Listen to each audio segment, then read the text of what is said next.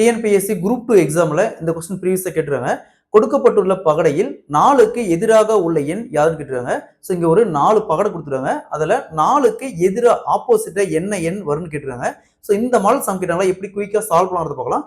அதற்கு முன்னாடி நம்முடைய அகாடமியில டிஎன்பிஎஸ்சி மற்றும் போலீஸ் எக்ஸாமுக்கான எஸ்பெஷலி மேக்ஸ் அண்ட் ரீசனிங்க்கு நியூவா புக் லான்ச் பண்ணியிருக்கோம். இது போத் தமிழ் அண்ட் இங்கிலீஷ் மீடியத்திலே இருக்கு.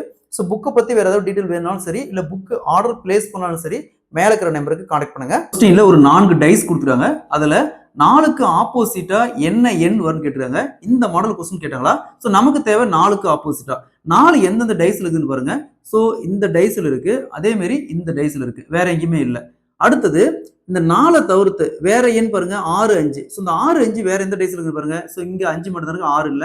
இங்க இருக்கு, இங்க 6, 5 இருக்குது.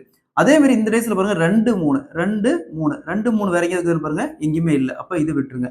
ஸோ இந்த டைஸ் மட்டும் எடுத்துக்காங்க. இந்த 6, 5 இருக்கிற டைஸ் மட்டும் எடுத்துக்காங்க. ஸோ இங்கேயும் 6, 5 இருக்குது, இங்கேயும் 6, 5 இருக்குது.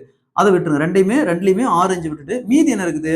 இங்க 4 இருக்குது, இதுல மீதி 1 இருக்குது. அப்ப 4க்கு ஆப்போசிட்டா 1 வரும், 1க்கு ஆப்போசிட்டா 4 வரும். ஸோ அப்ப 4க்கு ஆப்போசிட்டா 1, option D is the correct answer.